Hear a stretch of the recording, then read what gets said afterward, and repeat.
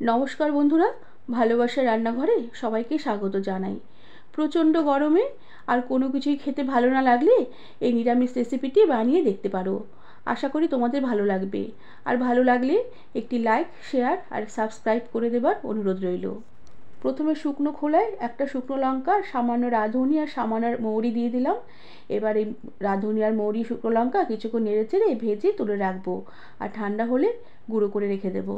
এবার কড়াতে পরিমাণ মতন তেল দিয়ে দিলাম, আর তেলে আমি কয়েকটা মটর ডালের বড়া ভেজে নেব।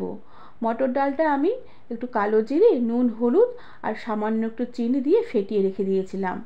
এবার বড়াগুলোর আমি দু পিঠ বেশ ভালোভাবে ভেজে নেব। দু পিঠ লাল হয়ে এলে আমি বড়াগুলোকে কড়া থেকে উঠিয়ে রেখে দেব। এরপর ওই বড়া ভাজার তেলেই আমি একটা তেজপাতা আর সামান্য একটু জিরে ফোড়ন দিলাম, আর এরপরে আমি কেটে রাখা কয়েকটা সবজি দিয়ে দিলাম। এখানে আছে পটল, ঝিঙে, আলু, ডাঁটা, লাউ। এবার আমি সবজিগুলোকে কিছুক্ষণ তেলে নেড়ে চেড়ে নেব। সবজিগুলো কিছুক্ষণ নেড়ে চেড়ে ভেজে নেবার পরে আমি এতে পরিমাণ মতো নুন আর সামান্য একটু হলুদ গুঁড়ো দিয়ে দিলাম। আর নুন আর হলুদ গুঁড়ো দিয়ে আমি সবজিগুলোকে আবারও কিছুক্ষণ তেলে কষিয়ে নেব।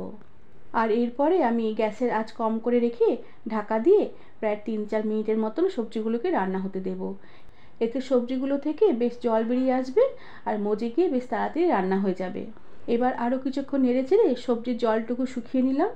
এবার আমি সবজিতে খানিকটা টমেটো বাটা আর দুটো কাঁচা লঙ্কা দিয়ে খানিকটা সর্ষে আর পোস্ত একসঙ্গে বেটে নিয়েছি, সেটা দিয়ে দিলাম। এবার এই সব কিছু দিয়ে আমি সবজিগুলোকে আবারও কিছুক্ষণ নেড়েচেড়ে কষিয়ে নেব। প্রায় মিনিট খানিকের মতন আমি সবজিগুলো সর্ষে, পোস্ত আর টমেটো দিয়ে কষিয়ে নিয়েছি। এতে টমেটোর কাঁচা গন্ধটা চলে গেছে। এবার আমি এই সবজিতে ঝোলের জন্য পরিমাণ মতন জল দিয়ে দিলাম। আমি এই সবজিটা একটু ঝোল ঝোল রাখবো, তাই ঝোলের পরিমাণটা এরকমভাবেই দিলাম আমি। আর এই সব কিছু বেশ ভালোভাবে মিশিয়ে নিয়ে আমি সাথে একটি কাঁচা লঙ্কা দিলাম, আর স্বাদের ব্যালেন্সের জন্য সামান্য একটু চিনির ছিটে ছড়িয়ে দিলাম।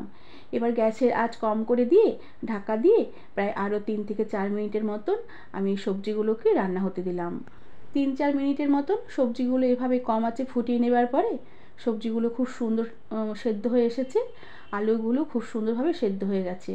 এবার আমি ভেজে রাখা বড়াগুলোকে সবজিতে দিয়ে দিলাম, আর বড়াগুলোকে দিয়ে একটি খুন্তির সাহায্যে ঝোলের মধ্যে বড়াগুলোকে ভালো করে চেপে চেপে দিলাম।